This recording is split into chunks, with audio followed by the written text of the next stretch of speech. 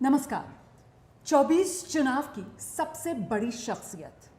इस चुनाव में पक्ष विपक्ष की परख जिनके नाम पर है और जिनके काम पर है और जिनकी लोकप्रियता ऐसी है कि सिर्फ देश ही नहीं बल्कि दुनिया में भी कोई नेता लोकप्रियता के लिहाज से दूर दूर तक इनके आसपास नजर नहीं आता। मैं भारत की मिट्टी से निकले भारत माँ के उस बेटे की बात कर रही हूँ जिसके बिना आज की तारीख में आप नए भारत की कल्पना ही नहीं कर सकते हैं। जी, मैं देश के प्रधानमंत्री श्री नरेंद्र मोदी की बात कर रही हूँ। नमस्कार प्रधानमंत्री जी। नमस्कार मैं जी। रोमाना इसार खान और मेरे साथ एबीपी नेटवर्क के हमारे दो वरिष्ठ सहयोगी रोहित सिंह सावल जी, सुमन डे जी, आपका बहुत स्वागत करते हैं एबीपी नेटवर्क में। एबीपी नेटवर्क के सभी दर्शकों को भी मेरा प्रणाम, मेरी शुभकामनाएं। और मुझे खुशी है कि अब चुनाव के आखिरी चरण के पहले मुझे आप लोगों को मिलने का अवसर मिला है। वैसे आप लोगों को मुझे बहुत जल्दी समय निकाल के मिलना चाहिए था, लेकिन व्यस्तता इतनी रही कि मैं हर किसी को न्याय नहीं दे पाया। लेकिन फिर भी मुझे अच्छा लग रहा है कि आज मैं आप सबसे मिल रहा हूँ। बहुत शुक्रिया, आपने इतने बिजी शेड्यूल से टाइम निकाला हम लोगों के लिए। शुरुआत मुझे लगता है हमें करना चाहिए कि राष्ट्र निर्माण का ध्येय लेकर जो आप चले 2014 में, जिसमें काले धन के खिलाफ एसआईटी से शुरुआत हुई, उसके बाद हमने नोटबंदी, जीएसटी देखा, सेकेंड टर्म में अनुच्छेद 370 का खात्मा, 3 तलाक जैसी कुरीति का खात्मा। अब 2047 विकसित भारत हमें बनाना है और उसके लिए जो पहला पड़ाव जिसका आप जिक्र भी कर रहे हैं कि मोदी 3.0 में हम दुनिया की तीसरी बड़ी अर्थव्यवस्था बनने जा रहे हैं, तो उसका रोड मैप सर क्या है और इससे एक आम जन जो है देश का, उसके जीवन में क्या बदलाव आएगा? यानी मैं पहले तो आपका धन्यवाद करूंगा कि आपने ऐसे गंभीर मुद्दे पर बातचीत की शुरुआत की है। ऐसा हमें अवसर बहुत कम मिलता है इन ऐसे विषय पर बात करने का, तो मुझे अच्छा लगेगा आप लोगों से बात करना। हम 3 पर जाने से पहले 5 पे जाएं। देश की इकोनॉमी जब 11 पर थी, उस पर से हम 5 पर आए। 11 से 5 अपने आप में बहुत बड़ा जंप होता है। और उसके कारण देश में क्या हुआ, जैसे पहले कितने किलोमीटर रोड बन पाता था, अब कितना बन पाता है। पहले गरीबों के घर कितने बनते थे, अब कितने बन पाए हैं। पहले गरीबों को कितना अनाज मिलता था, आज कितने गरीबों को कितने में अनाज मिलता है। पहले गरीबों को हेल्थ के लिए क्या सुविधा मिलती थी, आज कितने मिलते हैं। पहले कितने मेडिकल कॉलेज थे, आज कितने मेडिकल कॉलेज हैं। पहले एक दिन में कितने कॉलेज बनती होगी, आज एक दिन में कितनी कॉलेज बनती। यानी ऐसे किसी भी पैरामीटर से देखिए। परिवार का भी आपने स्वभाव देख लिया होगा कि अगर परिवार में एक व्यक्ति कमाता है तो उस आय को कैसे उपयोग करना, फैमिली अपना बजट बनाता है। लेकिन 2 कमाना शुरू कर दें तो उसी तारीख से उनके बजट का रूप बदल जाता है। फिर लगता है यार ऐसा करो कि अच्छा टीवी ले आएंगे, चलो भी घर में अब अच्छा करें, अच्छा बच्चों के लिए अच्छा कपड़े ले, क्यों, आपके पास पैसा आया है। तो जब इकोनॉमी का कद बढ़ता है तो आपके पास विपुलता होती है, आप प्रायोरिटी तय करते हैं, आप उनको अच्छी तरह बांट सकते हैं। इकोनॉमी 11 से 5 जाती है तो कद बढ़ता है, 5 से 3 जाती है तो एकदम से आपकी ताकत बहुत बढ़ जाती है। फिर दुनिया में पहली 3 इकोनॉमी में नाम होता है तो विश्व आपकी तरफ देखने का नज़रिया बदल जाता है, इन्वेस्टर का बदल जाता है। फाइनेंस करने वाले लोग होते हैं, वो भी बहुत ही लिबरल वे में फाइनेंस करते हैं, तो आपके बोझ कम होता जाता है। अब मान लीजिए आज मुझे याद है मैं गुजरात में था, तो गुजरात की तो एक स्थिति अलग थी, तो वो उदाहरण सारे देश में काम नहीं आ सकते। लेकिन उच्छल निझर करके एक बहुत दूर का एरिया, अब मैं तो कभी मेरी जवानी ट्राइबल की सेवा में गई हुई है तो मैं परिचित था। वहाँ से एक बार डेलीगेशन मिलने आया, बोले हमारे यहाँ रोड का कुछ कीजिए ना। मैंने क्या बात करते हो, हाँ ये बिल्कुल महाराष्ट्र से नवापुरा से सटा हुआ है। मैंने कहा क्या बात करते हो यार, मैं तुम्हारे यहाँ स्कूटर पे आया हूँ, रोड तो है तेरे यहाँ। नहीं बोले साहब रोड तो है, हमें पेवर रोड चाहिए। मैंने कहा क्या बात करते हो, तो पेवर रोड चाहिए? नहीं बोले पेवर रोड चाहिए। कहने का मतलब कि एक जमाना था, लोग क्या मांग करते थे पॉलिटिशियन से, मेमोरेंडम देते थे, एमएलए क्या, कि भाई जब अकाल होगा, अकाल में जो लोगों के राहत के काम चलेंगे तो हमारे यहाँ जरा मिट्टी डलवा देगा था गांव के लोग। आज वो सिंगल पट्टी है तो डबल मांगते हैं, डबल है तो पेवर रोड मांगते हैं। मतलब हमें इस एस्पिरेशंस को अगर पूरा करना है तो ये बहुत काम आएगा। और रोड मैप का जहाँ तक सवाल है, 5 से 3 ये रोड मैप के बजाय देखना चाहिए 11 से 5 आने का रोड मैप 3 में कितना बढ़ेगा। 11 से 5 आना हम आ गए, 5 से 3 सबसे चैलेंजिंग होता है, यानी आपको एक स्टेज के बाद बड़ा चैलेंजिंग बनता है, बहुत चैलेंजिंग बनता है। और मेरा पक्का विश्वास है कि 10 साल में जो हमने इनिशिएटिव लिए हैं, जो ग्राउंड पर काम किया है और सरकार में एक जो विश्वास बना है, एक अपने आप में बड़ी ताकत होता है। जैसे आज चुनाव चल रहे हैं, मैं गुजरात में, मुझे मालूम है 2002 में मेरी ब्यूरोक्रेसी पूरी तरह मेरे खिलाफ थी, क्योंकि उनको लगता ही नहीं था कि मैं जीत सकता हूँ। लेकिन साथ में 70-80% को लगता था नहीं यार ये तो वापस आएंगे, तो उनका काम करने का तरीका, तो वो छुट्टी पे नहीं गए, ड्यूरिंग इलेक्शन भी काम किया। वरना जैसे आचार संहिता आई जाती है तो उनका वैकेशन शुरू हो जाता है पूरी सिस्टम का। मैं इस बार देख रहा हूँ मेरी पूरी सिस्टम काम कर रही है, कोई छुट्टियों पर नहीं गया, मैंने सबको बहुत बड़ा टास्क दिया हुआ है और वो ऐसे ही काम कर रहे हैं जैसे मैंने आज सरकार बनाई हो। इसका मतलब हुआ कि मेरी टीम बहुत ही उत्साह और उमंग से भरी हुई है, तो बहुत तेजी से मैं काम कर पाऊंगा। जी प्रधानमंत्री जी, चुनावों में हम इस वक्त एक बड़ा सवाल, भ्रष्टाचार के खिलाफ जो भी कार्रवाई देश भर में हो रही है, हर कोई उसका समर्थन कर रहा है। अभी आपने बिहार के बक्सर में एक रैली में बात कही कि तेजस्वी यादव अपनी जमानत का जुगाड़ कर लें। अरविंद केजरीवाल हैं दिल्ली के मुख्यमंत्री, इसके अलावा हम हेमंत सोरेन की बात करते हैं, ऐसे कई नाम हैं। आप इन पर कार्रवाई की बात करते हैं, लेकिन विपक्ष कह रहा है कि एक साजिश है विपक्ष को साफ करने की। क्या कहेंगे इस पर आप?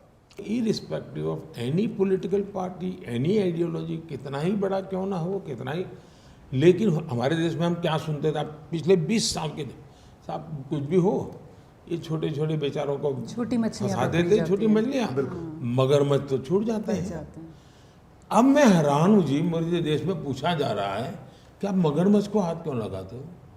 इस देश 30 साल से ये पूछ रहा था कि मछलियों को पकड़ रहे हो, मगरमच्छ क्यों हाथ नहीं लगाते हो। तो एक्चुअली तो अगर ईडी या सीबीआई ये काम करता है तो उनका सार्वजनिक सम्मान होना चाहिए। अगर आपके गांव में भी 5 साल पुराना कोई केस सॉल्व नहीं होता, लेकिन कोई एक अफसर आकर कर देता है तो पूरा गांव उसको सम्मानित करता है। क्यों? कि भाई उसने सही काम किया। और दूसरा, इसमें कागजी में हो सकता है आप कोर्ट में विधा विवाद करोगे, कैमरा के सामने नोटों के पहाड़ दिख रहे हैं भाई, इसको मना कैसे कर सकते हो। 2004 से 2014 तक 34 लाख रुपया यानी स्कूल बैग में आ जाए 34 लाख रुपीज ईडी ने जब्त किए थे। ठीक है। 2014 से 24 2200 करोड़ रुपया, 2200 करोड़ रुपया, 70 टेम्पो लगेंगे उठा के ले जाने में। अब ये देश देख रहा है, आप गाली फिर नहीं दे सकते जी, आप किसी भी हालत में गाली नहीं दे सकते हो कि गलत हुआ है। अब ये बड़े बड़े लोग अंदर है, कौन होगा कौन नहीं होगा न मुझे पता है, न मेरी सिस्टम को पता है। कागजों को पता होगा, फाइलों को पता होगा कि कौन कहाँ है, लेकिन मुझे पता हो या ना हो, जिसने पाप किया उसको पता है कि उसका नंबर लगने वाला है। मुझे पता नहीं किसका लगेगा, लेकिन जिसको जाना है उसको तो पता ही है उसका नंबर लगेगा, तो उसने पाप किया उसको मालूम है। जी मोदी जी, आप फ्लैशबैक पे लेकर गए तो मुझे याद आया 2014 के 22 अप्रैल पहली बार, तब आप गुजरात के मुख्यमंत्री थे, तो हम मिले। तब एकदम currently chit fund scam Saradha घोटाला सामने आया था। तो मैं सरप्राइज्ड हो गया। मैंने जब आपसे सवाल पूछा, आपके सब डिटेल्स आपको मालूम था और आपने कहा था कि कठोर कदम उठाना चाहिए, क्योंकि नहीं तो कानून पे लोगों का जो भरोसा है वो बरकरार रहना चाहिए। यहाँ दो डेवलपमेंट हुआ है। एक है ये 2024, 10 सालों में बहुत सारे स्कैम पश्चिम बंगाल के भी हुए हैं, जहाँ अभी चार्ज ट्रायल शुरू नहीं हुआ है, फाइनल चार्जशीट नहीं आया है, चार्ज फ्रेम नहीं हुआ है। और 27 मार्च को बंगाल के एक रैली से आपने बहुत अहम एक बात कहा कि 3000 करोड़ रुपया जो ईडी ने बंगाल से जब्त किया है, उनको गरीबों, जिन लोगों को लूट कर ये पैसा बनाया गया है, उन्हें वापस करना है आपको। आप कानूनी सलाह दे रहे हैं, उसके बारे में कुछ डेवलपमेंट? ये बहुत ही अहमपूर्ण विषय है और मैं तो चाहता हूँ कि आपके यहाँ भी किसी लीगल पैनल को बुला करके चर्चाएं करनी चाहिए। मुद्दा ऐसा है और मुझे पक्का विश्वास है कि आप लोग करेंगे, भले 4 तारीख के बाद करें लेकिन करेंगे। क्योंकि होता क्या है जी, इस सरकार का आप खजाना भरने के लिए पैसे तो है नहीं जी। यानी कोई व्यक्ति घर लूट कर के ले जाए और सरकार लूट कर ले जाए, उस इंसान को क्या फर्क पड़ता है? उसका तो गया ना। गया, सही बात है। उसको तो फर्क तब पड़ेगा जब उसको वापस आए। तो मेरी सोच ये है उसको वापस जाना चाहिए। वापस कैसे जाए? एक पैसा जिसने दिया है और जिसको दिया है उसका कोई ट्रेल प्रूफ पक्का होना मनी चाहिए। ट्रेल। हाँ, मनी ट्रैक होना चाहिए। कोई न कोई एविडेंस हमारे पास उपलब्ध हो, क्योंकि हम ऐसा नहीं चाहते किसी के पैसे में वो कोई और लूट जाए, ये भी नहीं होना चाहिए। और ये संभव मुझे लगता है। अब जैसे बिहार है, नौकरी के बदले जमीन का कांड हुआ, तो जमीन किसकी थी वो पता है, एकदम अब जमीन किसकी है वो पता है, एकदम। और उसी परिवार के एक व्यक्ति को नौकरी मिला है वो भी पता है। तो फिट होता है बिल्कुल, और डेट बैठती है कि इस तारीख को नौकरी मिली और इस तारीख को जमीन दी। तो अब मैंने अफसरों को मैंने ढूंढो क्या हम जमीन उनको वापस दे सकते हैं क्या, उस पर देखा। उसी प्रकार से आपके बंगाल में रेट कार्ड है एकदम कि टीचर बनना है तो ऑफिशियल रेट कार्ड है जी। चार्जशीट में भी है। और उस पैसों का भी कैटेगरी ए को इतना जाएगा, कैटेगरी 2 को इतना जाएगा, कैटेगरी 3 को जाएगा, ऐसा एक पूरा बड़ा साइंटिफिक बना हुआ है जी। अब इससे पता चलता है कि तो मैंने मेरी पार्टी को कहा कि अब एक लीगल एडवाइजर टीम बनाओ, को जेन्युइनली जिसके पास सर्टिफिकेट है, योग्यता है, जिसको नौकरी मिली है वो अलग निकालो, और जिसके पास कुछ नहीं है लेकिन पा लिया है उसको अलग करो। फिर सरकार अपनी सिस्टम से दे दो। तो 3000 करोड़ रुपया सरकार ने जब्त किया हुआ, और प्रॉपर्टी के हिसाब से दे तो मैं 1.25 लाख करोड़ रुपए के अटैचमेंट है, 2200 करोड़ तो कैश, 1.25 लाख करोड़ का हमने। अब जैसे केरल में वहाँ कोऑपरेटिव बैंक चलती है, ज़्यादातर कोऑपरेटिव बैंक ये लेफ्ट वाले चलाते हैं। सभी कोऑपरेटिव बैंक का बहुत बड़ा स्कैम है। ये मिडिल क्लास लोगों ने बड़ी मेहनत के जमा किया हुआ पैसा है, तो पता है पैसा किसका था, बैंक डूब रही है। तो मैंने कहा भाई ये इनकी प्रॉपर्टी अटैच करो, उनकी प्रॉपर्टी अटैच की है। अब मैंने कहा उसमें से जिनका पैसा है कितना परसेंटेज दे सकते हैं, देखो सबको समान रूप से बांट करके देंगे, वो प्रक्रिया चल रही है। दूसरा, पिछले दिनों अलग अलग जो मुझे मिला उसमें से अब तक 17,000 करोड़ रुपया, 17,000 करोड़ रुपये हम ऑलरेडी दे चुके हैं अब तक। तो ये जनता का पैसा है, ये जनता को मिलना चाहिए, और ये पॉसिबल है। हाँ, ये मैं बताऊँ। दूसरा एक जो काम हो रहा है, हमने जो अंग्रेजों के ज़माने से हमारा पिनल कोड आईपीसी था, वो हमने न्याय संहिता में परिवर्तित किया है। उस न्याय संहिता की जो सुविधाएं हैं उसमें एक है कि ऐसी जो प्रॉपर्टी जब्त करते हैं उसको जजमेंट आने तक इंतजार करने की जरूरत नहीं, आप उसका निकाला कर सकते हैं, उसको चीज़ें बनेगी, उसका रूल्स एंड बनेंगे। 1 जुलाई से वो लागू होगा। आप ये जो बात कह रहे हैं मतलब बिल्कुल इनोवेटिव सा आइडिया, और मुझे लगता है ये कहने के बाद हो सकता है जब ये इंटरव्यू चले उसके बाद मैं ट्रोल भी हूँ, लेकिन अगर ऐसा होता है तो ये भ्रष्टाचार के खिलाफ जो मुहिम है दुनिया को दिखाने वाला, ये वाकई में मोदी का मास्टर स्ट्रोक बनेगा। एक मैं देखता हूँ कि शायद आपके सवाल का मैं एक और पहलू बताना चाहूँगा, मुझे ऐसे विचार है। जी 2014-19, 19-24, 24-29 है 24-29, 14 से 19 अफसर भी हेजिटेंट से दे न दे, बताएं न बताएं, ओनरशिप कौन लेगा, हम मर जाएंगे, हम क्यों दुश्मनी करें वगैरह वगैरह। 19 से 24 को विश्वास हुआ कि भाई ये तो कोई पॉलिटिकल भाषणबाजी नहीं, एक आदमी है, कमिटेड है। जी फिर दूसरा मेरा जीवन भी देखा उन्होंने, तो उनको लगा कि यार ये कोई गपबाजी नहीं है, कि पॉलिटिशियन से कुछ अलग है, ये विश्वास पैदा हुआ। तो 19 से 24 में मुझे सिस्टम का सपोर्ट मिला। मैं देख रहा हूँ कि अब जो मैं 10 साल की मेरी तपस्या है, लड़ाई है, जी 24 से 29 शायद ये लड़ाई अब जनता उठा लेगी और जनता मुझे भरपूर इन्फॉर्मेशन देगी, मेरा सहयोग करेगी कि साहब देखिए उस दफ्तर में फलाने ने मेरे से ये मांगा था, उसने मेरे से मांगा था, क्योंकि उसको विश्वास बन गया है कोई रक्षक है, तो वो मुझे बताएंगे। तो एक प्रकार से अभी मास मूवमेंट बनेगी।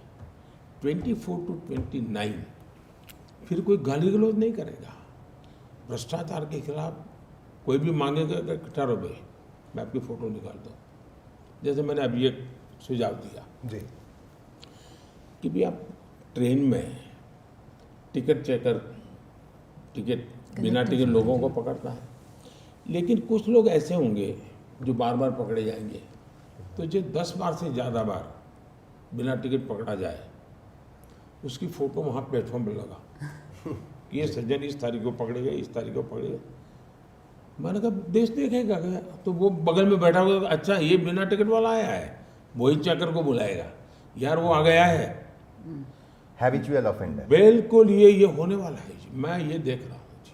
और उसमें अगर मीडिया मेरी मदद करे तो एक बहुत बड़ा जन आंदोलन खड़ा हो, क्रांति आ जाएगी। सही बात है सर। सवाल मेरा ये है कि आपने इतने चुनाव लड़े, अब 4 जून बिल्कुल नतीजों का दिन सामने ही है। अच्छा, हम लोगों का रिजल्ट आता था स्कूल में जब पढ़ते थे तो साहब बड़ी नर्वसनेस होती थी। अच्छा, अभी भी नौकरी में हैं हम सभी, जिस दिन पता होता है कि आज चिट्ठी बंटने वाली है अप्रेजल की, उस दिन भी सुबह से धुकधुकी सी होती है। आप तो खुद ही बताते हैं कैसे नर्वस नहीं होना है, लेकिन मैं बस ये जानना चाहती हूँ कि रिजल्ट वाले दिन आपका क्या मतलब शैली रहती है, दिनचर्या रहती है सुबह में? जी जी। मैं वैसे कोई मैं नहीं मानता हूँ लोगों का इंटरेस्ट हो गया, लेकिन मैं बताता हूँ। एक मैं पता नहीं क्यों मैं एक्स्ट्रा कॉन्शियस रहता हूँ उस दिन, उन चीज़ों से दूर रहने के लिए। नंबर्स वगैरह नहीं देख रहे होते हैं टेलीविजन इसलिए पे? मैं कहता हूँ कि मैं एक तो मेरा जो उस दिन का मेरा जो रेगुलर मेरा ध्यान वगैरह होता है उसको थोड़ा टाइम ज़्यादा बढ़ाता हूँ मैं। दूसरा, उस दिन मेरे कमरे में किसी को एंट्री नहीं होती है। अच्छा। उस दिन किसी को मुझे फ़ोन देने के, चुनाव के समय किसी और काम की बात है तो अलग बात है, अलाउ नहीं होता है। अब घटना बताता हूँ मैं 2002 की। मैं 2001 में मुख्यमंत्री बना, 2002 में चुनाव था और लिंगदो यहाँ इलेक्शन कमीशन थे, वो भी मुझे बहुत परेशान कर रहे थे, भांति भांति की मुसीबतें मेरे लिए खड़ी की थी। तो लोग मानते थे साहब आपके लिए जीतना मुश्किल है, मैंने कहा जो होगा सो होगा। मैं अपने कमरे में था, मैंने ना क्योंकि मुख्यमंत्री था तो मेरे पास रहने के लिए जगह थी, तो मैंने फ़ोन उठाया नहीं। अब कोई 1-1:30 बजा होगा, मेरे घर के बाहर ही ढोल बजने लगे। तो फिर मैंने नीचे से जिसको बुलाया तो वो बेचारा चिट्ठी लेके आया कि साहब सब पार्टी के वर्कर बाहर आए हैं और आपको बधाई देना चाहते हैं। तो फिर मैंने 1-1:30 बजे पहली बार जाना कि क्या रिजल्ट आया है। तब तक मैंने नहीं जाना, तब तक 2/3 मेजोरिटी करीब क्लियर हो चुकी थी। तो फिर मैंने नीचे कहा कि ऐसा करो भाई, एक अच्छी माला मंगवा लो और मिठाई मंगवाओ, क्योंकि मैं पहले केशुभाई पटेल के घर जाऊंगा जी मैं उनको माला पहनाऊंगा, उनको मुंह मीठा करूंगा, उसके बाद मैं चुनाव की। तो मैं उस दिन केशुभाई के घर गया 1:30-2 बजे, उनको माला पहनाई, उनको मिठाई खिलाई, तब जाकर के मैंने उसका सेलिब्रेशन किया। तब तक मैंने नहीं किया। अभी भी मैं एग्जिट पोल आता है उस दिन भी मैं अपने आप को दूर रखता हूँ।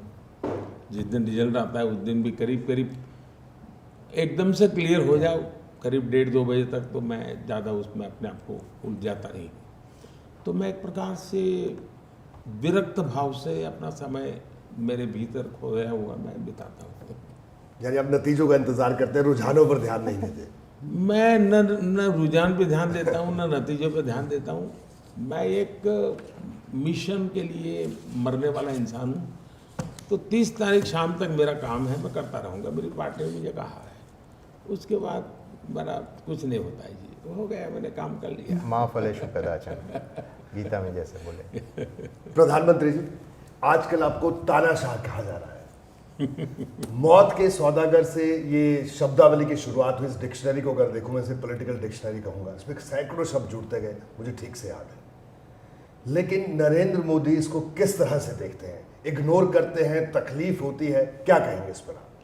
मुझे लगता है कि जो तानाशाह बिरादरी होगी ना, वो सबसे ज़्यादा दुखी होती होगी। उनको लगता है कि तानाशाह का इतना डिवेल्यूशन हो गया है, इतना अपमान हो रहा है। इतना डिग्रेडेशन हो गया। ऐसा कैसा तानाशाह जो तानाशाह की गालियाँ सुनता है फिर भी कुछ बोलता नहीं है। तो जो एक्चुअल तानाशाह हो गया ना, उनको लगता है हमारा मार्केट डाउन हो रहा है जी। तो मुझे ऐसा लगता है। देखिए, मैं हमेशा कहता हूँ और ये मैं मानता हूँ, मैं ये कोई मेरे पॉलिटिकल वर्जन नहीं है, ये नामदार है, हम कामदार हैं। और इसलिए हमारे नसीब में गाली गलौज अपमान लिखा हुआ है जी। और ये बात मैं कोई राजनीति में आने के बाद कह रहा हूँ, ऐसा नहीं। मैं बचपन से इसी जिंदगी गुजर करके आया हूँ जी। सामान्य जीवन में भी हमने अपमान बहुत सहन किए हैं बचपन में, क्योंकि हम ऐसी जिंदगी से मैं निकला हूँ कि जिसकी कोई कल्पना नहीं कर सकता। तो मुझे लगता है हम मान के चलते, भाई हम सहन कर लेंगे जी, ये हम उसी से पले बड़े हैं। तो इसके कारण एक प्रकार से मन हमारा, कोई हमारी तारीफ करे तो उस दिन आश्चर्य होता है, अरे यार कुछ सचमुच में गाली दे तो मुझे आश्चर्य नहीं होता, कि बचपन से यही सुना है कि बड़े लोग जो होते हैं, जो नामदार होते हैं, तो हम लोगों को ऐसा ही करते हैं जी। मैं कप प्लेट धोता था जी, तो कभी किसी को मैंने ऐसा, जो मेरे छोटी सी दुकान में चाय पीने वाला, वो कप प्लेट वो भी डांट देता था मुझे, कैसा कैसा है वैसा क्या है। चाय भी अगर ठंडी हो तो भी थप्पड़ मार देता था कि ऐसी ठंडी चाय क्या लायक है। उस समय तो शायद 1 रुपया भी कीमत नहीं थी चाय की। तो बचपन में हम सह करके आए हैं जी। तो ये चीज़ें हमें ज़्यादा शिकायत ही नहीं है, परमात्मा ने शायद यही व्यवस्था मेरे लिए लिखी हुई है। प्रधानमंत्री जी, आप और आपके पार्टी एकदम शुरू से ओबीसी के अंदर मुसलमानों को आरक्षण देने के मामले में आपका स्टैंड बड़ा साफ है कि आप इसका खिलाफ हैं, और सारे इस चुनावी दौर में भी रैलीज़ में आपने इसका जिक्र किया है। इसी समय में कोलकाता हाई कोर्ट ने एक महत्वपूर्ण वर्डिक्ट आया कोलकाता हाई कोर्ट में कि 2010 साल के बाद जितने भी बंगाल में ओबीसी सर्टिफिकेट इश्यूज़ किया गया, सबको खारिज कर दिया गया। उसी दिन मुख्यमंत्री ममता बनर्जी का रिएक्शन आया कि ये वर्डिक्ट बीजेपी का वर्डिक्ट है और हम इसे नहीं मानेंगे। तो mister prime minister, what's your reaction on this? देखिए, इसके अलग अलग पहलू है। एक तो इस प्रकार की बयानबाजी, ये अदालत का अपमान है। आप ऊपरी अदालत में जाइए, लड़ाई लड़ो भाई। लेकिन इस प्रकार से कहना, कोर्ट को कहना है कि बीजेपी, मतलब आप अदालत को इस प्रकार से अपमानित करें, तो ये सुप्रीम कोर्ट का काम है कि इसको गंभीरता से ले और जो भी आवश्यक है वो कार्यवाही करे कि कोई व्यक्ति अदालत को इस प्रकार से क्यों अपमानित करे। ये तो अनुचित है। जजमेंट के संबंध में उसका ओपिनियन हो सकता है, तो ऊपर की अदालत में चले जाए जहाँ तक कोर्ट का मामला है। दूसरा है, आपने जो कहा उसका एक पहलू, ये गलती हो रही है। मैंने कभी ये नहीं कहा है, मेरा क्या कहना है, मैं ये कहता हूँ कि भारत की संविधान सभा ने जब संविधान बना, महीनों तक इन मुद्दों पर डिबेट किए हैं और सहमति से विचार बना कि भारत में हम धर्म के आधार पर आरक्षण नहीं दे सकते हैं। तो मेरा कहना ये है कि भाई हमें संविधान की भावना का सम्मान करना चाहिए। संविधान में जो लिखा गया है उसका सम्मान करना चाहिए। और बाबा साहब आम्बेडकर हो, डॉक्टर राजेंद्र बाबू हो, चाहे पंडित नेहरू हो, इन लोगों ने सबने कहा है कि हमारे देश में धर्म के आधार पर आरक्षण नहीं होना चाहिए। आज ये धर्म के आधार पर आरक्षण करना चाहते हैं, तो मैं कहता हूँ ये संविधान का अपमान है। ये संविधान को ख़त्म करने के उनके तौर तरीके हैं, और इसलिए हम चाहते हैं कि भाई योग्यता के आधार पर, अब जैसे मैंने पार्लियामेंट में किसी भी प्रकार के तनाव, हर देश में आरक्षण के मुद्दे पर हर बार लड़ाई हुई है, एकदम जी हर बार समाज में बिखरा हुआ है। मैं अकेला व्यक्ति हूँ जिसने आरक्षण का निर्णय भी किया और समाज को जोड़ा। कब? मैंने जो लोग इस कैटेगरी में नहीं आते, SC ST OBC में, ऐसा जो समुदाय है जी जिसको आप कहें बनिया, ब्राह्मण, उच्च वर्ण जिसको कहा जाता था, जो सामान्य वर्ग के लोग जिसको कहें, उनमें भी गरीबी तो है। बिल्कुल। आरक्षण उनको भी मिले तो शायद उनकी जिंदगी बन जाए। तो मैंने सोचा कि 10% आरक्षण सामान्य वर्ग के गरीबों को देना। तो सामान्य वर्ग के गरीबों का मैंने 10% आरक्षण किया है। आर्थिक स्थिति को मद्देनजर उस सामान्य वर्ग में हाँ जो अन्य बेनिफिट नहीं लेते हैं, SC ST OBC उसके बाहर का है, उसमें मुसलमान भी है, कोई भी हो सकता है। उसमें मुसलमान भी है, जी उसमें हिंदू भी है, इसमें ईसाई भी है, इसमें जैन भी है, इसमें बौद्ध भी है, पारसी भी है। कोई तनाव नहीं हुआ इस देश में। क्यों? मैंने धर्म के आधार पर आरक्षण नहीं किया था, मैंने सामान्य वर्ग के गरीब लोगों के लिए आरक्षण किया। उसकी एक आर्थिक स्थिति की समय मर्यादा तय की, और इस देश ने बहुत ही प्यार से स्वीकार किया। इवन दलित समाज ने भी स्वीकार किया, आदिवासी समाज स्वीकार किया, OBC समाज ने स्वीकार किया, और सामान्य समाज ने भी स्वीकार किया। तो सोशल हार्मनी भी बनी रही, और जिसके साथ जिसका हैंड होल्डिंग की जरूरत थी वो भी हुआ। तो मैं धर्म के आधार पर आरक्षण, हम एक बार धर्म के आधार पर देश को बांट चुके हैं, अभी भी हम धर्म के आधार पर निर्णय करते जाएंगे तो देश का क्या होगा? हम ये तनाव क्यों पैदा करते हैं? जस्ट आपकी वोट बैंक पॉलिटिक्स के लिए। और इन्होंने सबसे बड़ा काम किया, वो धोखा किया OBC समाज के साथ। TMC ने क्या किया? 77 कम्युनिटीज को रातों रात OBC बना दिया, कोई प्रक्रिया की बिना सर्वे किए। हाँ, कोई प्रक्रिया नहीं की उसके लिए। बिल्कुल एडमिनिस्ट्रेटिव फैसला लिया उन्होंने। एस्टैब्लिश नॉर्म्स हैं। उन्होंने 77 कम्युनिटीज को OBC बना दिया। अब OBC का इतना, मान लीजिए इतना एक केक है आपका जी, अब नए 77 कम्युनिटी आई तो केक का आधे से उधर, तो उन लोगों के साथ आपने अन्याय किया। क्यों? क्योंकि आपके वोट बैंक को दे। कर्नाटका में क्या किया? इन्होंने रातों रात सभी मुसलमानों को OBC घोषित कर दिया। मतलब जो OBC के लिए आरक्षण का बल था, उसका बड़ा हिस्सा रातों रात आपने लूट लिया। तो उसका मतलब ये हुआ कि जो संविधान प्रेरित बातें हुई थी, जो संसद में चर्चा करके तय हुई थी, आप बैकडोर एंट्री से जिसको मिला है उसे लूट रहे हो, और जो लेने के हकदार है नहीं उसकी कोई जांच पड़ताल किए बिना बांटते चले जा रहे हो। हमारा विरोध मुसलमान से नहीं है, हमारा विरोध ईसाई से नहीं है, हमारा विरोध पारसी से नहीं है, हमारा विरोध जैन से नहीं है, हमारा विरोध बौद्ध से नहीं है, हमारा विरोध सिख से नहीं।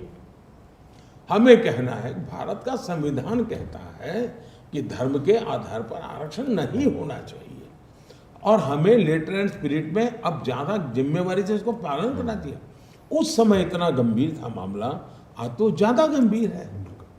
प्रधानमंत्री जी, आपने जो अभी बात कही कि साहब धर्म के आधार पर बंटवारा और उसका दर्द ये देश झेल चुका है, बावजूद इसके चुनाव दर चुनाव धर्म की एंट्री हो जाती है, अब वोट जिहाद आ जाता है, मुसलमान आ जाता है, चुनाव बीत जाता है, लेकिन वो जो समाज का ताना बाना सा है, बंधुत्व वाला, भाईचारे वाला, उसको वो थोड़ा कमज़ोर सा करता चलता है। मैं सिर्फ सवाल आपसे ये पूछना चाहती हूँ कि इन विषयों पर कभी चुनाव की गहमा गहमी से दूर अगर आप बैठकर विचार करते हैं, तो इस देश के मुसलमान को लेकर आपको दया ज़्यादा आती है कि इसको हर बार वोट बैंक के नाम पर लॉलीपॉप पकड़ाई जाती है और ये धोखे में खुश हो जाता है, आपको गुस्सा आता है कि इसको हर बार वोट बैंक के नाम पर धोखा दिया जाता है और ये फिर भी सह रहा है धोखे को? मैं आपको मेरा अनुभव बताता हूँ।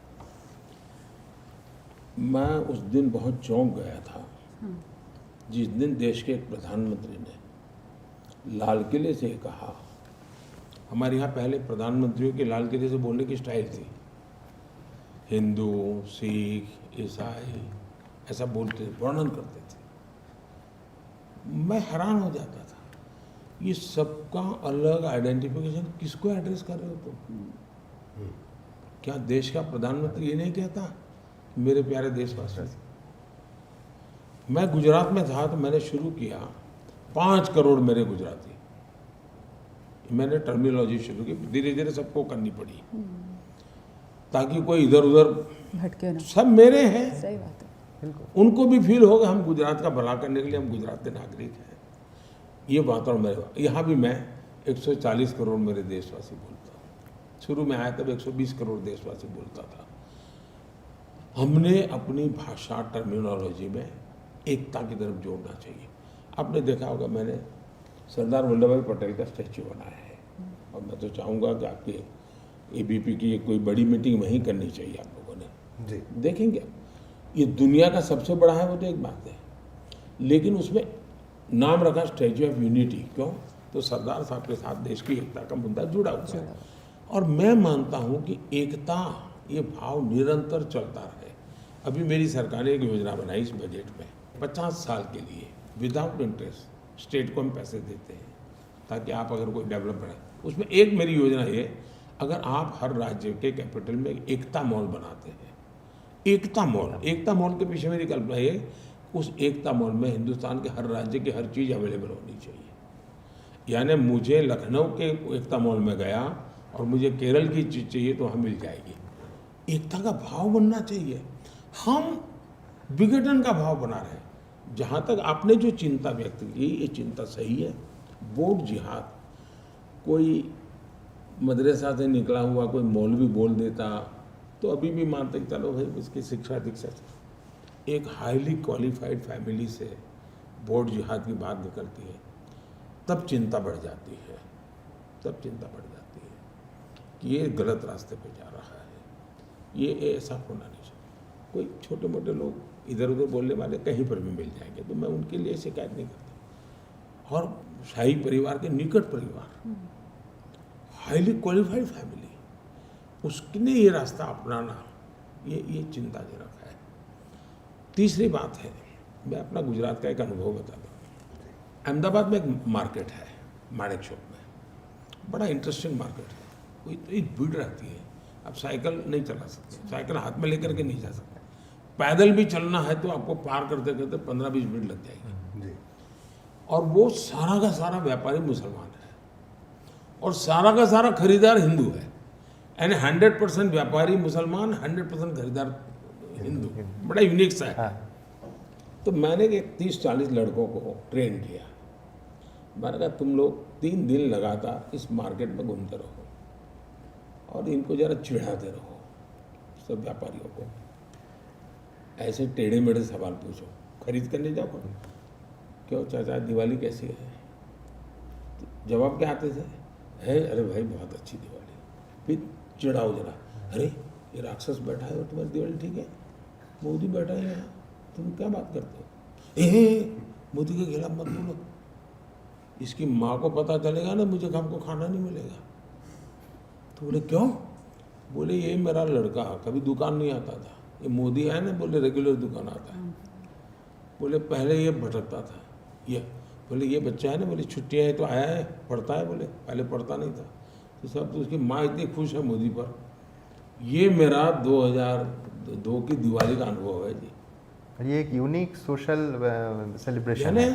जो मुसलमान समाज जी, मैं तो उसी बस्ती में बड़ा हूँ, मेरे घर के अगल बगल में पसमंदा समाज के ही सब लोग हैं जी, जहाँ में मेरा जन्म हुआ। इतने अच्छे सब, उनके पास हाथ में इतनी अच्छा बढ़िया स्किल है जी। हम इसको ताकत दें, देश का भला होगा। हम ही उनको गलत रास्ते पे ले जा रहे हैं हमारी राजनीति करने के लिए। उनको उनके नसीब पर छोड़ दें तो ज़्यादा अच्छा करेंगे। ये जो उनके ठेकेदार बने हुए हैं ना, अब मुझे बताइए इतनी पॉलिटिकल पार्टियां हैं, किसने मुस्लिम लीडर पैदा किया मुझे बताइए। हिंदू लीडर हैं जो मुसलमान के ठेकेदार बने, बाकी सब ये हिंदू लीडरों ने बिन साहब का चोला पहन करके इनको अपने कब्जे में रखा हुआ है। अब ये मुसलमान समाज को आत्मचिंतन करना चाहिए। दूसरा, एज ए गवर्नमेंट मेरा काम क्या है, there should be no discrimination, सबके लिए समान। हाँ, लेकिन मैं ये कहूँ सक तो मैंने क्या कहा, मुझे अब चलना है 100% सैचुरेशन। मानो मेरे पास 4 करोड़ घर है और 4 करोड़ लाभार्थी की सूची है, तो मुझे कोई डिस्क्रिमिनेशन के बिना उन लाभार्थियों को मकान देना है। हो सकता है किसी को जनवरी में मिलेगा, किसी को मार्च में मिलेगा, लेकिन क्योंकि तुम इस जात के हो तो मिलेगा, उस जात के हो तो नहीं मिलेगा, इस धर्म के हो तो मिलेगा, उस धर्म के है तो नहीं मिलेगा, ये नहीं चलेगा। दूसरा, मैं जब 100% सैचुरेशन कहता हूँ तो सामाजिक न्याय की गारंटी है। मैं जब 100% सैचुरेशन कहता हूँ तो सेकुलरिज्म की गारंटी है। मैं जब 100% सैचुरेशन की बात करता हूँ तब ट्रांसपेरेंसी की गारंटी है, नो करप्शन। तो हर एक को मालूम है कि 3 महीने के बाद मिलना है, चलते 1 रुपया मांगेगा नहीं दूंगा, मैं बैठा हूँ देखता हूँ, मोदी ने कह दिया मिलने वाला है। तो मेरी जो स्ट्रैटेजी है वो ये है, सबका साथ सबका विकास, ये सिर्फ नारा नहीं है जी, मेरी हर चीज में वो प्रैक्टिस है, हर चीज में। अब देखिए डीबीटी, डायरेक्ट बेनिफिट ट्रांसफर जी, 38 लाख करोड़ रुपीस हमने डीबीटी किया है, 38 लाख करोड़। अगर राजीव गांधी के हिसाब से मैं देखूं 1 रुपये में 15 पैसा पहुंचता है, तो 38 लाख करोड़ में से 28 लाख करोड़ करीब गबन हो गया होता, किसी पंजे ने मार लिया होता। आज 38 लाख करोड़ उसको पहुंचा है। आप इंस्टाग्राम पर अब देख रहे हैं 1000 रील मिलेगी जब मुस्लिम समाज कहता है कि मुझे ये मिला, मुझे ये मिला, मुझे ये मिला।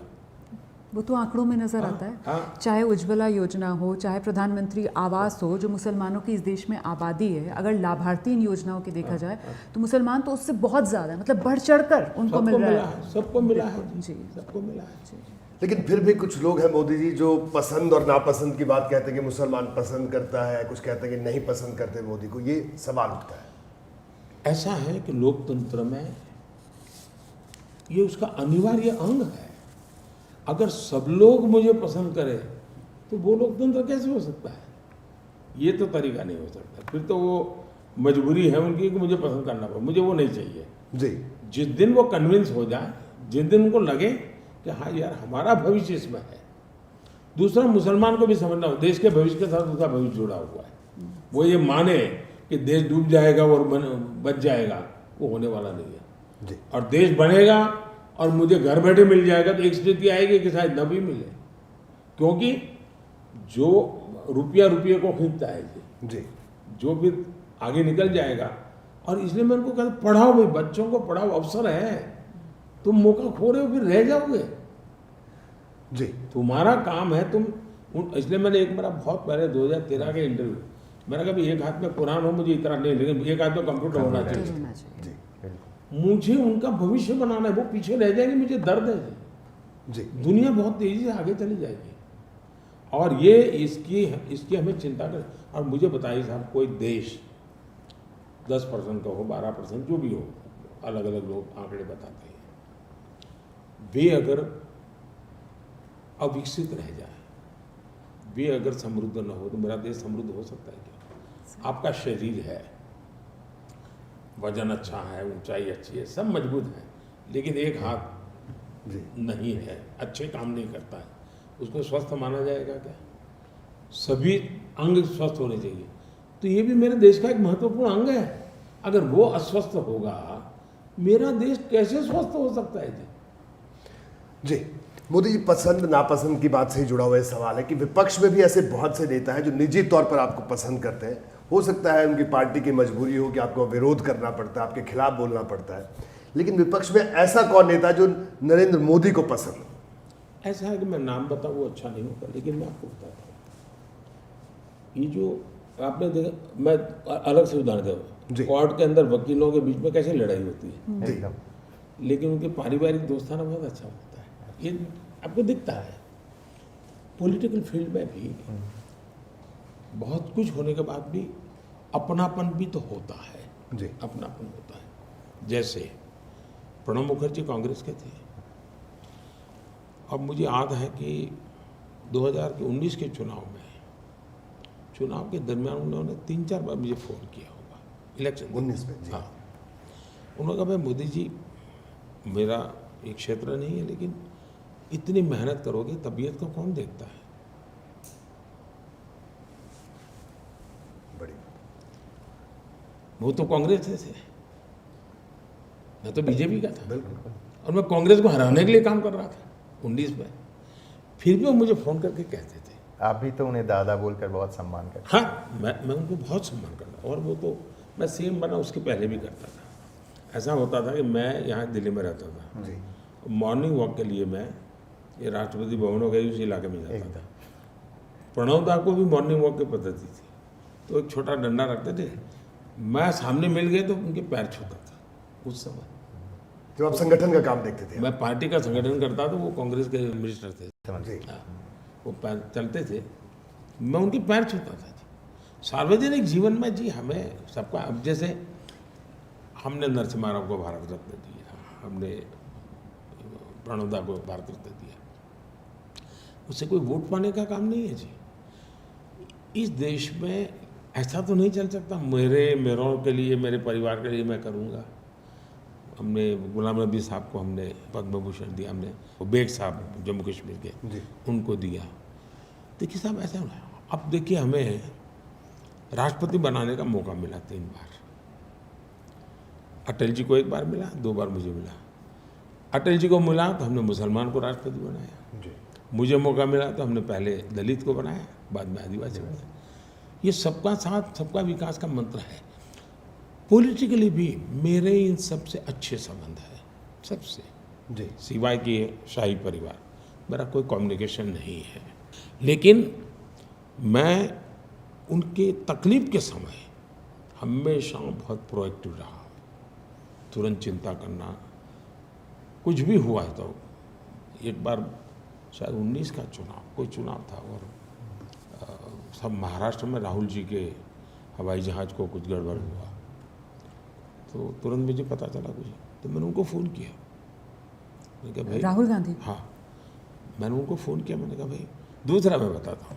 एक बार सोनिया जी काशी में जी। मेरे खिलाफ रोड शो कर रही थी चुनाव में। अब उनकी तबीयत अचानक ख़राब हो गई, तो मुझे पता चला। मैंने कहा भाई, आप उनको स्पेशल प्लेन दीजिए और उनको ले आइए यहाँ। तो फिर मुझे बताया कि साहब, बनारस एयरपोर्ट पे हम ले गए हैं, धीरे धीरे सेटल होने दो। तुरंत मैंने फ़ोन किया था। एक बार दमन में उनका हेलीकॉप्टर क्रैश कर गया, उसमें अहमद पटेल थे, सोनिया जी थी और कोई और था। तो दमन तो गुजरात के बाहर था, मैं सीएम था, तो मैंने उनको फ़ोन किया, अहमद भाई को। मैंने कहा, अहमद भाई, बड़ा गंभीर मामला है, मैं तत्काल एयर एम्बुलेंस की व्यवस्था करता हूँ। कहा साहब, हम लोग सेफ़ हैं, हेलीकॉप्टर को बहुत नुकसान हुआ है, हम लोग सेफ हैं। मैं मानता हूँ ये पीएम के बाद छोड़ दीजिए, नरेंद्र मोदी साहब, ये सब अपने देश के लिए काम करने वाले लोग हैं। आई मस्ट, मेरा नाता रहना ये चाहिए। आते नहीं है ना सामने, आपकी शख्सियत के पहलू सामने निकल कर ही नहीं आते। ऐसा है कि ये चीज़ें, आप तो सवाल पूछा तो बातें निकली, जैसे कि ये कहने के विषय है नहीं जी, कहने के विषय होते नहीं जी।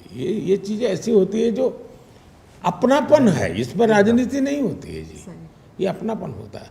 मैं बताऊँ, हमारे सांगमा जी, सांगमा जी, अब उनका स्वर्गवास हुआ, अब उनके यहाँ डेड बॉडी ले जाना तो 3 दिन लग जाते, तो मैंने स्पेशल प्रबंध किया, सारे डेड बॉडी उनका पहुँचाने की व्यवस्था की।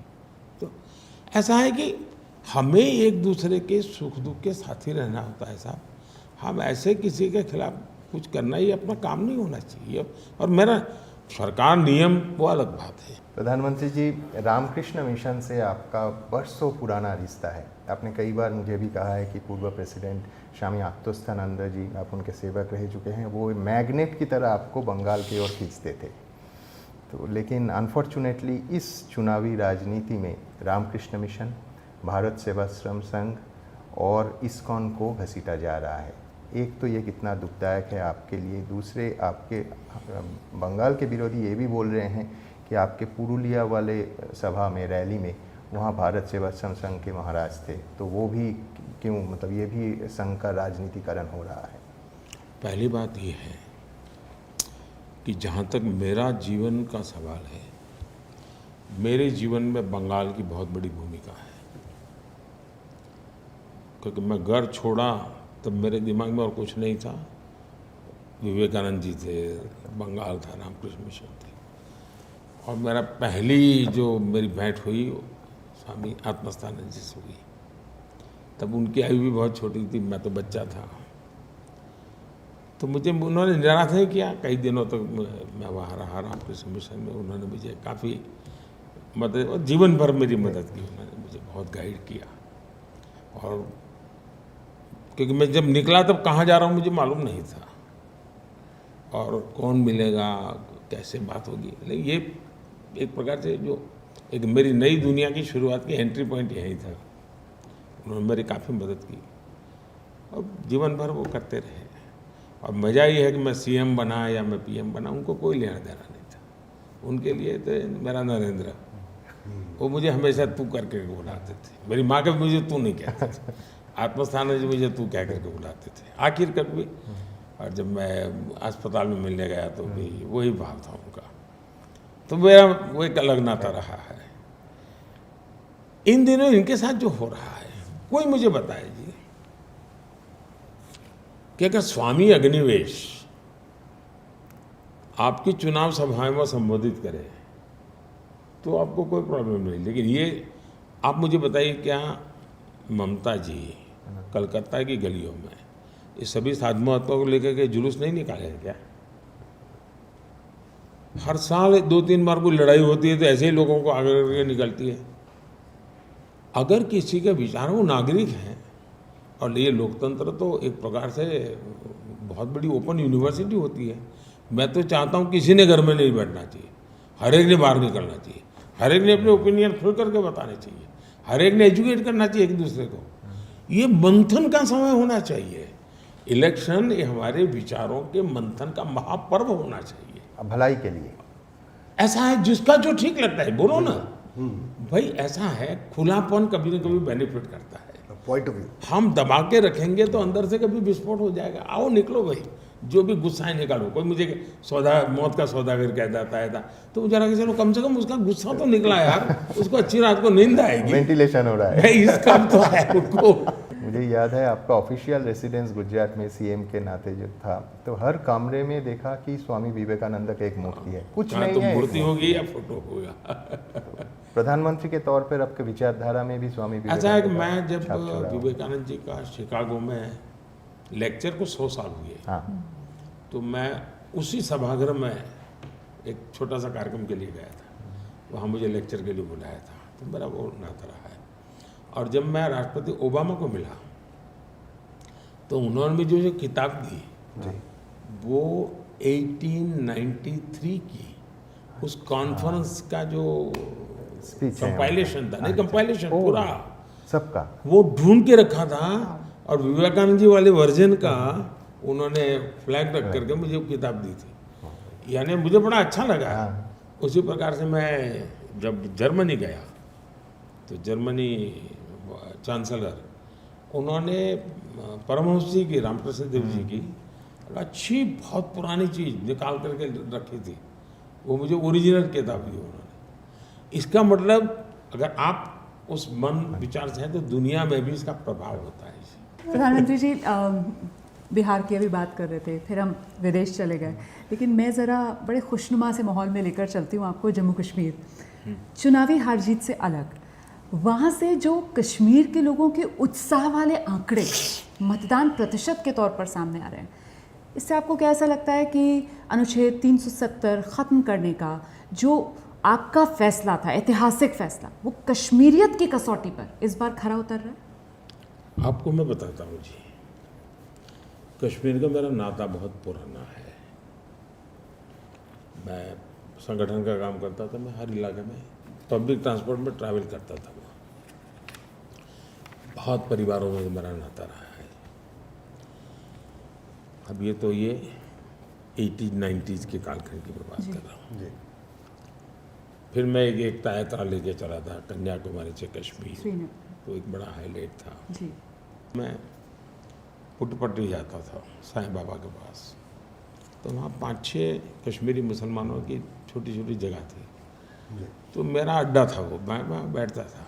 क्यों? तो मैं उनसे समझता था वहाँ के हर कोई, वो तो माल बेचने आते थे, वो सीजन के बाद चले जाते थे। तो मैंने ऐसा अपना नाता, इन सब से मेरा अनुभव बना था।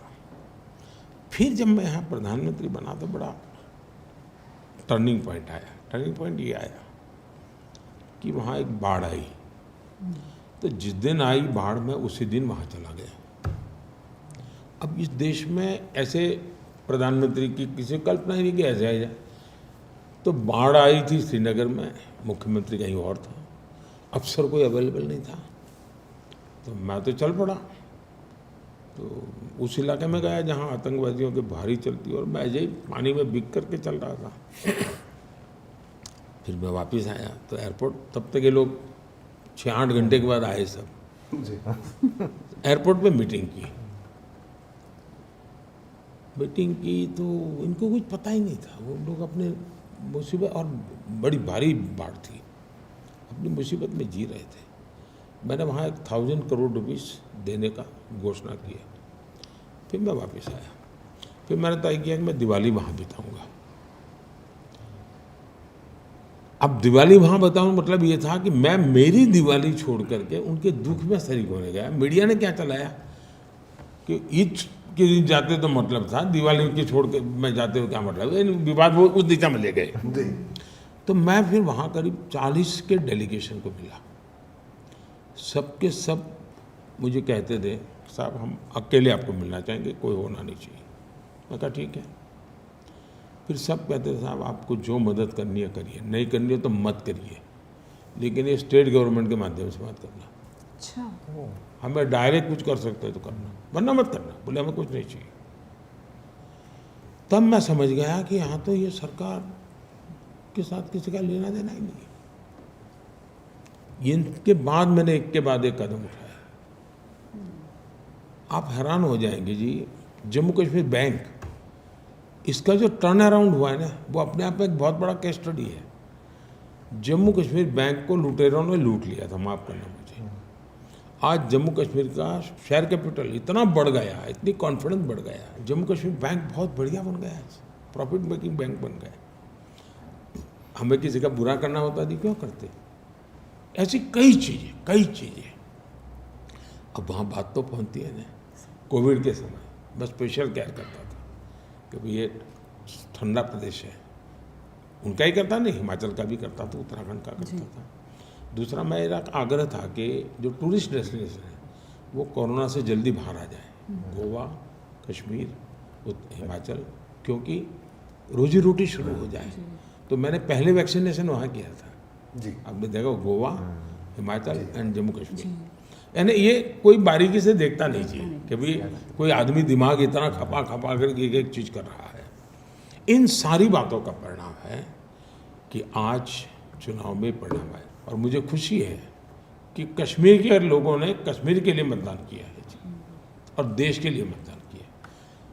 ठीक है, हम तो वहाँ कैंडिडेट भी नहीं थे, लेकिन 60% वोटिंग होना मतलब मेरे संविधान को उन्होंने माथे पर लेकर के वो नाच रहे हैं। मैं इसका अर्थ ये निकालता हूँ, मेरे देश के तिरंगे झंडे का सम्मान करें। आज लाल चौक में जाइए, एक ज़माना था मुझे लाल चौक में तिरंगा झंडा चलाने के लिए भगाया, और उस दिन मेरा बयान था, मैंने कहा हिंदुस्तान का तिरंगा चढ़ता है, जब फहरता है तो हिंदुस्तान की तोपें गरजती हैं। आज मैंने कहा जब मैं लाल किले में तिरंगा झंडा फहरा रहा हूँ तो पाकिस्तान की तोपें गरज रही है, क्योंकि पाकिस्तान से आतंकवादी गोलियां चला रहे थे जब हम कर रहे थे। तो और उस समय हमारे एक हवाई जहाज़ को भी डैमेज हुआ था, तो बीबीसी ने रिपोर्ट किया था उसको। ये मार्क टोली था उस दिन जी, वो श्रीनगर में थे।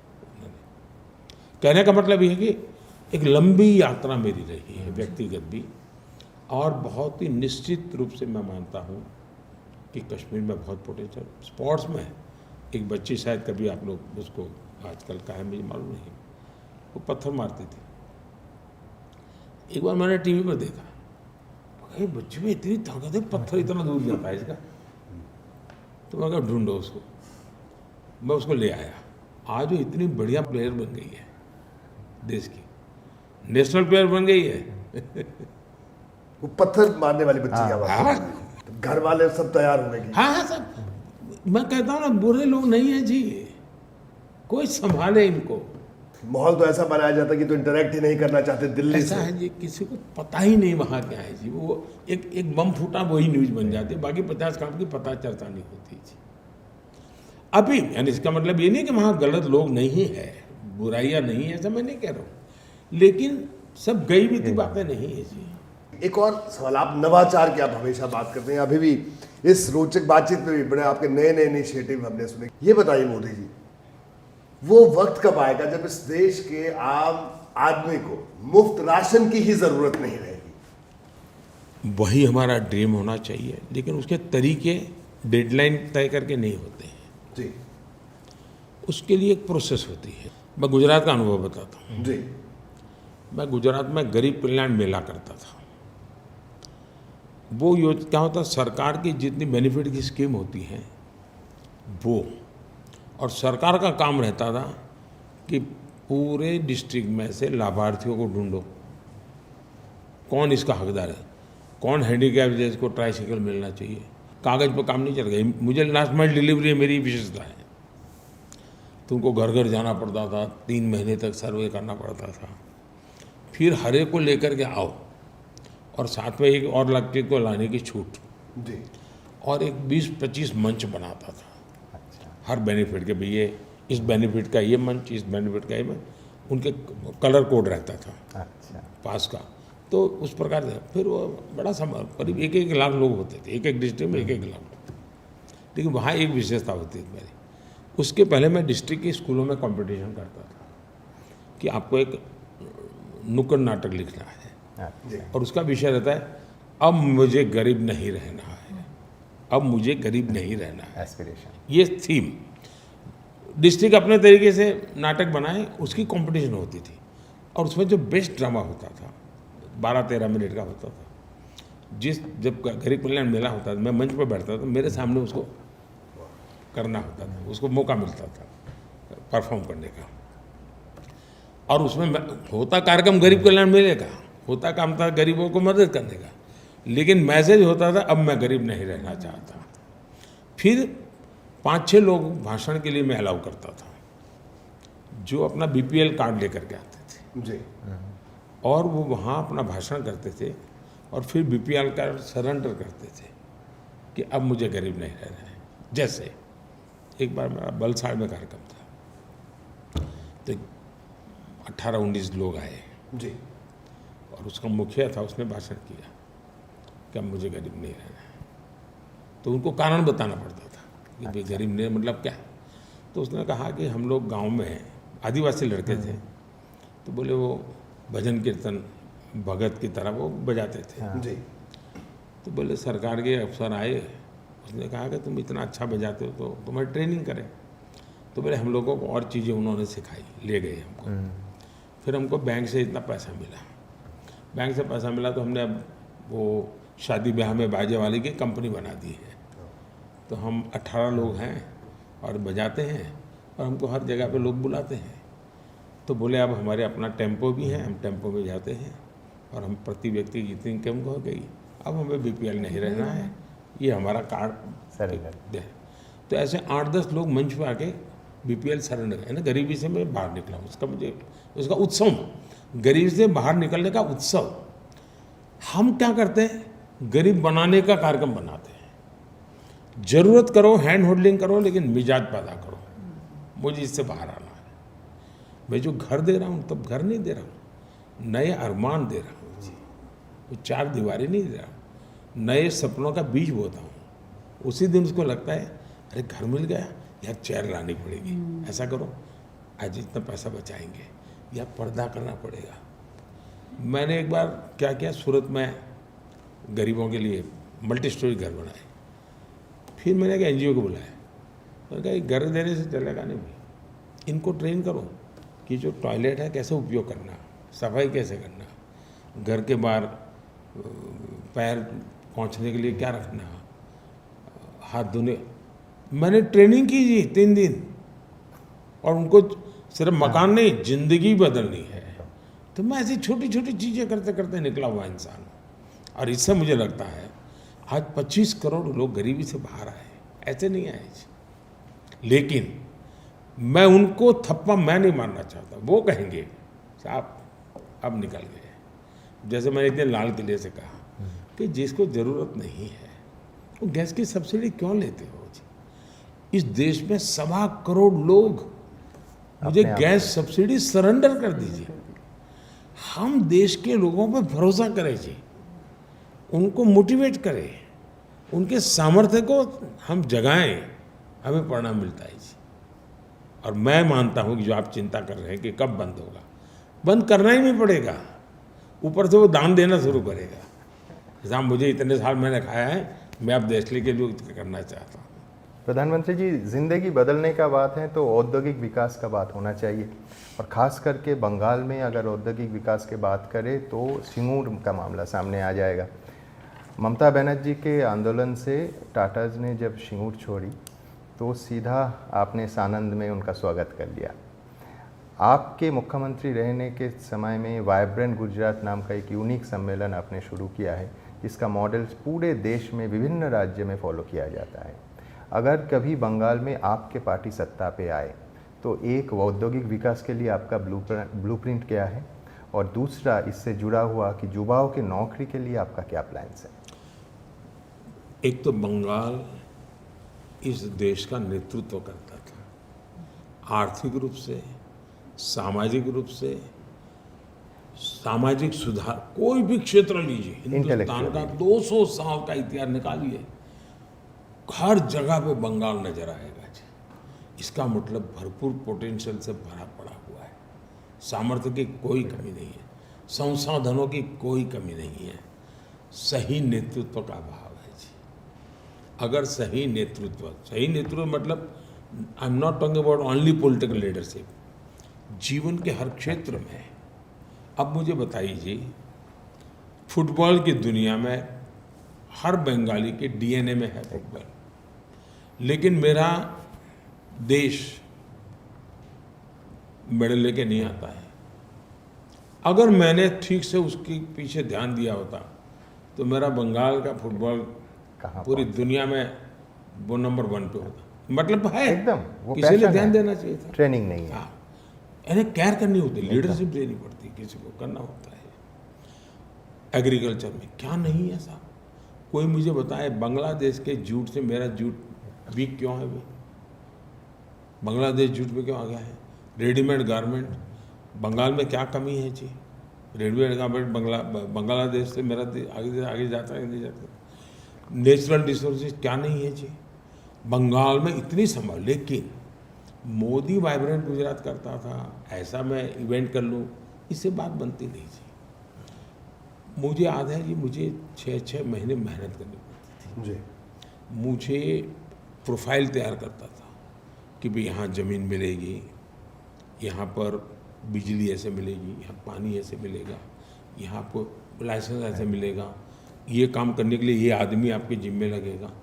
ये सारा करते थे तब जाके इन्वेस्टमेंट आता है जी। वरना गुजरात क्या है? गुजरात एक ऐसा राज्य है जिसके पास कोई प्राकृतिक संसाधन नहीं है सिवाय के नमक के सिवाय उसके पास कोई है ही नहीं। लेकिन उस गुजरात में आज दुनिया का कोई भी डायमंड उठा लीजिए, 10 में से 8 डायमंड किसी न किसी का हाथ इंडियन का लगा हुआ है। बदलाव आया गुजरात की बात में। छवि तो एग्रीकल्चर में माइनस ग्रोथ के 10 साल में 7 साल अकाल था। आज गुजरात 10% एग्रीकल्चर ग्रोथ वाला स्टेट बन गया। आज वो मैन्युफैक्चरिंग स्टेट बन गया, हर प्रकार का मैन्युफैक्चरिंग का हो रहा है। तो आपको मेहनत करनी पड़ती है जी। अगर मेहनत करें तो बदलाव आता है सही। और पोटेंशियल इतना है जी। और मुझे लगता है ये जो दुनिया जो बदल रही है, फ्यूचर एशिया का है। एकदम। तो साउथ ईस्ट एशिया इलाका जो है उसके सबसे बड़े कैपिटल कौन से? साउथ ईस्ट एशिया तो कोलकाता एंड गुवाहाटी, कोलकाता एंड गुवाहाटी। हमें उस रूप में सोचना चाहिए कि हम भारत के एक शहर ऐसा नहीं है, हम साउथ ईस्ट एशिया के अंदर गेटवे एक सबसे बड़े लीडर बनेंगे। आप गुवाहाटी एंड कोलकाता में वो ताकत है। इन दिनों में जो गुवाहाटी में इंस्टीट्यूशंस खड़ी कर रहा हूँ, वो सिर्फ गुवाहाटी के लिए ऐसा नहीं है जी, वो मेरा मन में साउथ ईस्ट एशिया के लिए बहुत बड़ा पोटेंशियल मैं देख रहा हूँ। मैं साउथ ईस्ट एशिया के लिए, और इसलिए मैंने एक्टिव पॉलिसी बनाई, उस पर काम लगा हूँ। और दूसरा, अभी जो हमने कॉरिडोर का बनाया है यूरोप, अच्छा जी, मिडिल ईस्ट और मिडिल ईस्ट, जी। सऊदी अरबिया ने रोल लिया है, जी। यूएई ने रोल लिया, उसका सबसे बड़ा बेनिफिट कलकत्ता को, सबसे बड़ा बेनिफिट कलकत्ता को। अब जब अवसर आते हैं तो रोजगार के बिना तो हो ही नहीं सकता कोई काम, ये स्थिति है। प्रधानमंत्री जी, विकास का खाका आपने रखा, लेकिन जब बात विकास की तो आप कहते हैं विकास भी और विरासत भी। एक सवाल मेरे मन में है, 500 बरस का इंतज़ार ख़त्म हुआ, रामलला अपने स्थान पर विराजे और दिव्य भव्य राम मंदिर जो है वो बहुसंख्यकों की सहिष्णुता के प्रतीक के तौर पर हमारे सामने है। ये नियति है कि उसकी भूमि पूजन से लेकर प्राण प्रतिष्ठा तक सब कुछ आपके हाथों से संपन्न हुआ। लेकिन मेरा सवाल ये है कि इस मौके पर जो विपक्ष ने एक दूरी बनाई, क्या आपको लगता है कि ये देश भारतीय समाज, भारतीय संस्कृति, भारतीय संस्कार को लेकर इस देश के विपक्ष की जो समझ सामने निकल कर आई है, इस चुनाव में उसका आकलन करेगा? एक है कि इन्होंने राजनीति के शॉर्टकट ढूंढे हैं और इसलिए वो वोट बैंक की राजनीति में फंस गए जी। और वोट बैंक की राजनीति में फंसने के कारण भी लोग घोर सांप्रदायिकवाद हो गए, घोर जातिवादी हो गए, घोर परिवारवादी हो गए। और दूसरा, गुलामी की मानसिकता से बाहर नहीं आए। वरना क्या कारण है कि 19वीं शताब्दी के कानून आज मुझे 21वीं शताब्दी में चेंज करने की नौबत आई, वो पहले होना चाहिए था जी। तो ये दुर्दशा रही। अब सवाल हमारे तीर्थ क्षेत्रों का सिर्फ नहीं है जी, भारत के, मुझे बताइए, दुनिया में महात्मा गांधी एक बहुत बड़े महान आत्मा थे, क्या इस 75 साल में हमारी जिम्मेवारी नहीं थी क्या कि पूरी दुनिया महात्मा गांधी को जाने? कोई नहीं जानता, माफ करना मुझे। पहली बार जब गांधी फिल्म बनी तब दुनिया में क्यूरियोसिटी हुई, अच्छा ये क्या, कौन है? हमने नहीं किया जी। इस देश का काम था, अगर मार्टिन लूथर किंग को दुनिया जानती है, अगर हमारे साउथ अफ्रीका के नेल्सन मंडेला जी को दुनिया जानती है, गांधी जी किसी कम नहीं थे जी। और ये मानना पड़ेगा जी। मैं दुनिया में घूमने के बाद कह रहा हूँ कि गांधी को और गांधी के माध्यम से भारत को तो तवज्जो मिलनी चाहिए थी। आज दुनिया की कई समस्याओं का समाधान में गांधी है जी, लेकिन हम गांधी को ले नहीं, तो हमने अपना बहुत कुछ खोया है। आज स्टैच्यू ऑफ यूनिटी मैंने बनाया, दांडी, कभी कोई जाए, दांडी जो मैंने बनाया है, दांडी जाकर के देखिए जी। मैंने बाबा साहब अम्बेडकर के पंचतीर्थ बनाए, अब जाके देखिए। हमारे इतिहास को जीना चाहिए, हमने इतिहास से हमने जुड़े रहना चाहिए, उसमें सांस्कृतिक विरासत भी है। दूसरा, इस देश को गर्व के साथ दुनिया में ब्रांड करना चाहिए था। 500 साल की लड़ाई थी, लेकिन जब अदालत ने जजमेंट दिया, ये देश के अंदर पूर्ण रूप से शांति रही। अब ये शांति कोई एक तरफा नहीं है, शांति के लिए उसके क्रेडिट सबको जाता है। हमने इसका ब्रांडिंग करना चाहिए, मार्केटिंग करना चाहिए था। राम मंदिर का प्राण प्रतिष्ठा पूर्ण सम्मान के साथ, पूर्ण गौरव के साथ, और खुद बाबरी मस्जिद का वकालत लड़ाई लड़ने वाले इकबाल अंसारी भी वहाँ बैठे हुए हैं। ये देश है हमारा जी। हम उन चीज़ों को क्यों, अब कुछ लोगों को क्या होगा भाई, हमारी वोट बैंक को क्या होगा? आपने देखा होगा, और मैं तो चाहता हूँ, पहले ये चुनाव में मंदिरों में जाया करते थे, इन दिनों नहीं जाते। इतना ही नहीं, इस चुनाव के दरमियान किसी पॉलिटिकल लीडर को आपने इफ्तार पार्टी में नहीं देखा होगा। क्या कारण है? आप लोगों ने इफ्तार पार्टियां इतनी की क्योंकि मोदी ने ऐसी स्थिति पैदा कर दी है कि तुम्हें ये नाटक नहीं चलेगा। जो सही है वो करो।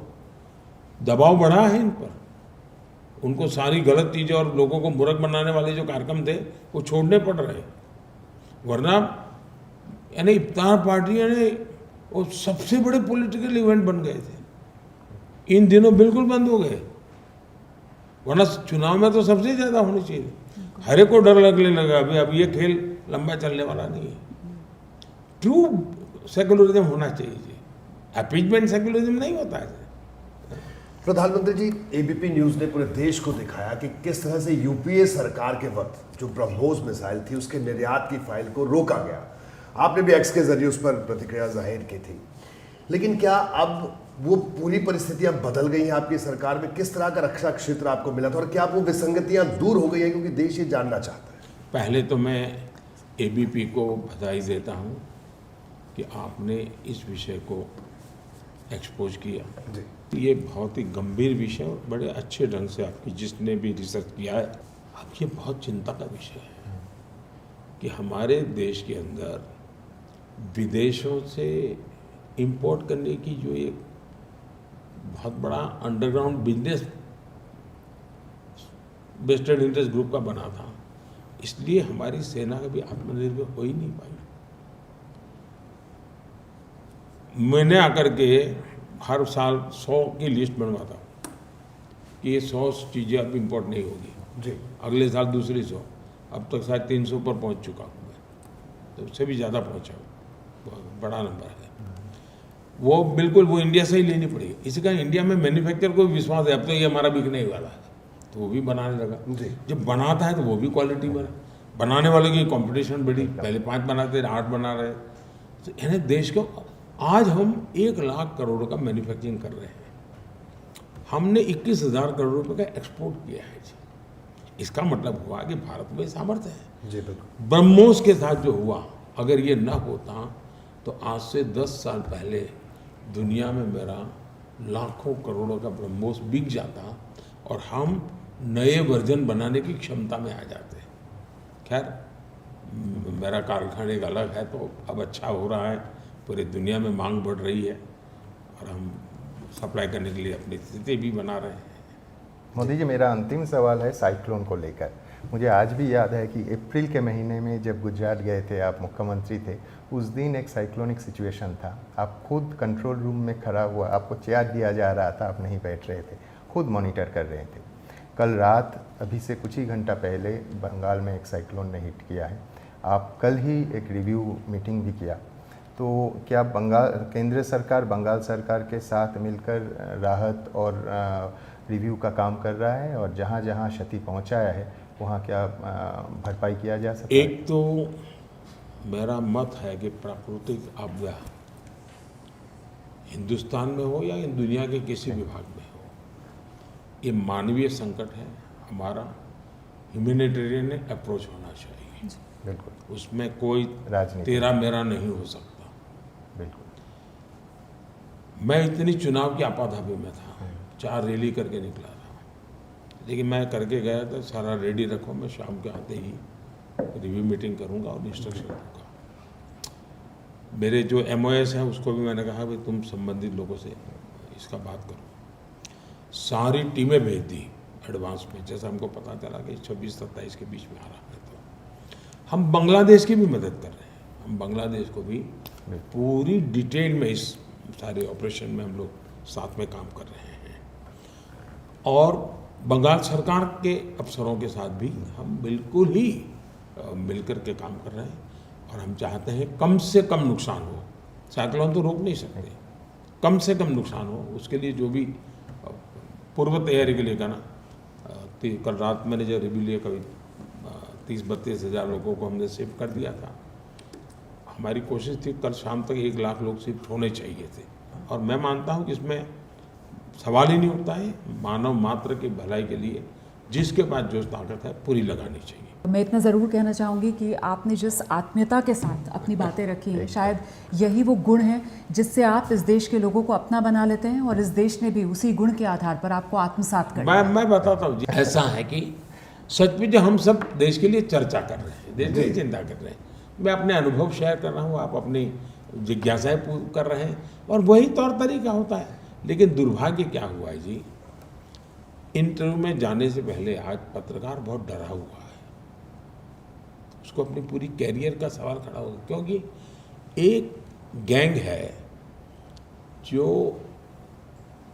पहले से ही आपको जी कटघरे में डाल देती है कि आप तो मैच फिक्सिंग करेंगे, आप तो फलाना करेंगे, आप तो ठिकाना करेंगे, और इसलिए आपको भी लगता है यार मैं अगर ये नहीं करूँगा तो मेरी तो छवि खराब हो जाएगी, इसलिए आप सवाया गालियाँ लेकर के निकल पड़ते हो। आपको भी लड़ाई लड़नी पड़ेगी। आपको लगता है कि भी कोई हमें ड्राइव करे उस दिशा में, हम तो नहीं जाएंगे, जो सही है वो हम करेंगे। सही का मतलब ये नहीं कि सरकार के साथ चलना होता है, जी बिल्कुल। और गलत का मतलब ये भी नहीं कि सरकार के साथ लड़ते ही रहना चाहिए। सही बात। बिल्कुल। हमने सरकार की कमियां हैं तो 10 सवाल पूछने चाहिए, उसमें क्या जाता है। बहुत बहुत धन्यवाद प्रधानमंत्री जी, एक बार फिर से आपका इतना समय आपके देने के लिए। दर्शकों को भी मेरा बहुत, और बंगाल में खास करके आपका काफ़ी बड़ा नेटवर्क है, तो मैं इस आपदा के समय सबको कहूँगा, खास करके बिजली से बचना पड़ता है पहले, क्योंकि सबसे बड़ा नुकसान पेड़ पौधे, उससे नुकसान होता है, बारिश आती है। सब लोग अपने आप को भी संभालें, व्यवस्था में तो हम लोगों के साथ खड़े हुए हैं। बहुत बहुत धन्यवाद जी। जी 100 साल के लिए एबीपी का लड़ाई सत्य के लिए जारी है। थैंक यू भैया, thank you, wish you all the best.